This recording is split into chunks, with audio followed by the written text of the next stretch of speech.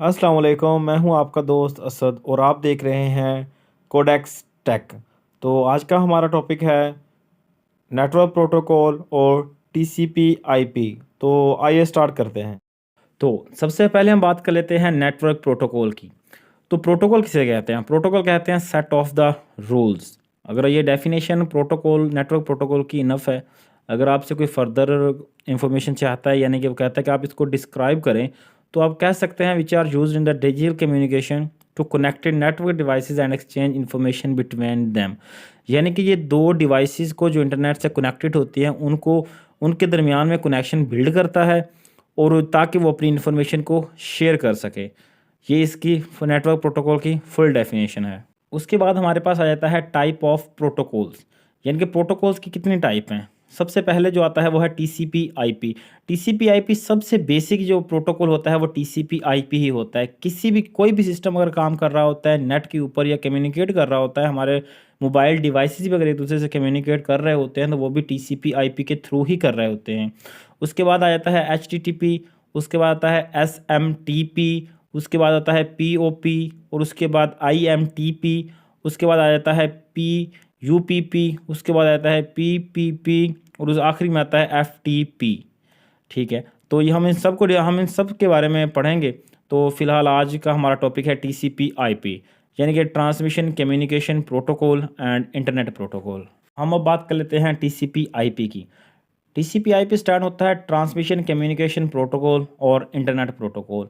ये भी set of rules होता है जो कि डिवाइसेस को आपस में कनेक्ट करने के लिए इस्तेमाल होता है, अगर वो चाहती हैं कि वो इंटरनेट इस्तेमाल करें। ठीक है, उसके बाद ये किसी भी नेटवर्क की बैकबोन होती है, यानी कि कोई भी नेटवर्क इसके बगैर टीसीपी आईपी के बगैर काम नहीं कर सकता। इसकी मैं आपको सिंपल सी मिसाल समझाता हूँ कि टीसीपी आईपी काम कैसे करते हैं, होता क्या है। होते हैं या टेलीविज़न देख रहे होते हैं और रेडियो सुन रहे होते हैं, तो जो उनका नेटवर्क होता है वो हमारे पास आ रहा होता है किसी भी टीसीपी आईपी के प्रोटोकॉल के बगैर, यानी कि कोई भी कहीं से भी उसको सुन सकता है। लेकिन जो हम मैसेज करते हैं व्हाट्सएप के थ्रू, एसएमएस कर दिया या फेसबुक के मैसेंजर से कोई मैसेज कर दिया, तो यानी कि वो जिसको हम भेज रहे हैं सिर्फ उसको वही देख सकता है, उसके अलावा उसको कोई नहीं देख सकता। तो ये काम यही टीसीपी आईपी का काम होता है। यानी कि अगर टीसीपी आईपी ना होता, कंसिडर करें आपका कि टीसीपी आईपी नहीं ना होता, तो आपने मैसेज किसी को भेजा और वो किसी 2-3 लोगों के पास चला गया, ऐसा नहीं होता। इस सब को कंट्रोल करता है टीसीपी आईपी, यानी कि नेटवर्क का सबसे मेन जो पार्ट होता है वो टीसीपी आईपी ही होता है। और आगे फर्दर टीसीपी आईपी की कुछ लेयर्स भी होती हैं। हम इनको लेयर्स तो नहीं कह सकते, लेकिन टीसीपी आईपी को समझने के लिए इसको कुछ लेयर्स में डिफाइन किया जाता है। तो अब हम बात कर लेते हैं लेयर्स ऑफ टीसीपी आईपी की। तो टीसीपी आईपी की जो 4 लेयर्स होती हैं, सबसे पहली जो लेयर होती है वो है एप्लीकेशन लेयर। मैं आपको फिर से बता दूं, ये इसकी कोई लेयर्स नहीं, किसी ने क्रिएट नहीं की हुई होती। ये इसको सिर्फ डिस्क्राइब करने के लिए और आपको समझाने के लिए इसको इस तरह समझाया जा रहा है कि इसकी जनाब 4 लेयर्स होती हैं, ताकि आप समझ सकें और आप बिल्कुल अंडरस्टैंड कर लें कि हम आपको क्या समझाना चाह रहे हैं। तो इसकी सबसे जो पहली लेयर होती है वो होती है एप्लीकेशन लेयर। उसके बाद आती है जनाब, उसके बाद जो आता है वो होता है ट्रांसपोर्ट लेयर। उसके बाद जो आती है वो होती है इंटरनेट लेयर, और जो आखिर के अंदर इसकी लास्ट होती है वो है नेटवर्क लेयर।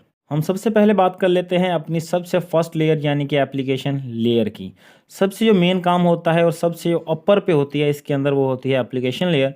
तो एप्लीकेशन लेयर को हम कह सकते हैं the want to use internet is include application. हर वो एप्लीकेशन जो इंटरनेट को यूज़ करना चाहती है और जो इंटरनेट के ज़रिए अपने कनेक्शन बिल्ड करती है उसको हम कहते हैं एप्लीकेशन लेयर। यानी कि आप कभी भी कोई इंटरनेट यूज़ कर रहे हैं, अपने ब्राउज़र के थ्रू कर रहे हैं, आप गेमिंग कोई कर रहे हैं, जब भी वो ये गेम आप ऑन करेंगे तो वो इंटरनेट से कनेक्ट होगी, तो वो किसके अंदर आ जाएगी? एप्लीकेशन लेयर के अंदर आ जाएगी।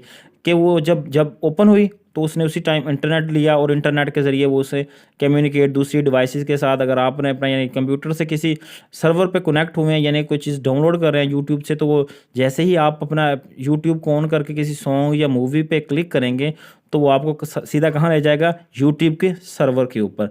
तो यानी कि आप एप्लीकेशन ने उसको रिक्वेस्ट भेजी और उसने आगे से एक्सेप्ट की और आपको डाटा दिया, यानी कि ये टीसीपी आईपी के थ्रू हो रहा है। उसके बाद जो सेकंड लेयर हमारे पास आती है वो होती है ट्रांसपोर्ट लेयर। ट्रांसपोर्ट लेयर का जो जैसे कि नाम से ही जाहिर है कि ये ट्रांसपोर्ट लेयर पोर्ट्स के ज़रिए डाटा लेती है, और इसका जो बेसिक काम होता है, जब आप कोई यानी कि फ़ाइल सेंड कर रहे होते हैं तो वो फ़ाइल क्या होती है? उसकी जो फाइल साइज़ होता है वो होता है बड़ा। यानी कि कोई भी आप चीज़ अगर सेंड कर रहे हैं किसी फेसबुक के ऊपर लगा लें, या आप व्हाट्सएप के थ्रू किसी को कोई वीडियो सेंड कर रहे हैं, वो 50 MB की 100 MB की होती है। तो ये क्या करता है, कितना डाटा एक ही साथ सेंड नहीं हो सकता, तो इसको ब्रेक कर देता है इनटू स्मॉल पैकेट, यानी कि उसको छोटे छोटे पैकेट्स में स्मॉल में ब्रेक कर देता है। आप लगा लेंगे 500 KB हो गया, 10 KB हो गया, उसको ना काफ़ी उसने पैकेट्स में उसको डिवाइड कर दिया, और उसको बाद उसको क्या कहाँ भेज दिया, इंटरनेट लेयर के पास। जो हमारे स्मॉल पैकेट जो ट्रांसपोर्ट लेयर ने जो यानी कि ट्रांसपोर्ट लेयर ने छोटे पैकेट्स को सेंड कर दिया था इंटरनेट लेयर के पास, यानी कि अब हमें नहीं पता कि वो कैसे अरेंज कैसे होंगे और किस डायरेक्शन में जा रहे हैं। यानी कि हो सकता है कि उसने पहले सेंड किया हो, फिर 10वां कर दिया हो, फिर दूसरा कर दिया हो, फिर 12वां कर दिया हो, इस तरह से। यानी कि उसने रैंडमली सेंड करने की, transport layer randomly data send करता है। तो इंटरनेट लेयर का काम ही होता है कि उनको अरेंज करना, यानी कि उनको एक दूसरे के आगे जैसे जैसे उसको ब्रेक किया था वैसे दोबारा से उसको इकट्ठा करना, उसको बताना कि उसने इस डायरेक्शन के अंदर अपना काम करना है, यानी कि इस डायरेक्शन के अंदर उसने जाना है। उसके बाद आखिर के अंदर काम आता है नेटवर्क लेयर का। नेटवर्क लेयर का काम सबसे ज़्यादा इंपॉर्टेंट होता है, क्योंकि नेटवर्क लेयर ने जो आपकी इंटरनेट लेयर ने डाटा भेजा है दूसरे होस्ट के पास, आपका डाटा जो दूसरे होस्ट के अंदर इंटर करेगा वो होगा नेटवर्क लेयर के ज़रिए होगा, और वहाँ से वो मैसेज लेके आएगा, कोई रिप्लाई लेके आएगा, तो वो आपके नेटवर्क लेयर के ज़रिए आपके पीसी के अंदर आएगा। यानी कि जो नेटवर्क लेयर होती है वो किस डाटा को दूसरे पीसी होस्ट के अंदर ट्रांसफ़र करने के लिए और वहाँ से उसका रिप्लाई लाने के लिए इस्तेमाल होती है।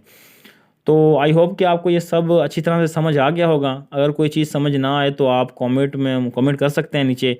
तो इंशाल्लाह आपको बाकी जो था बाकी प्रोटोकॉल्स थे उनके अबाउट भी जल्दी ही समझा दिया जाएगा।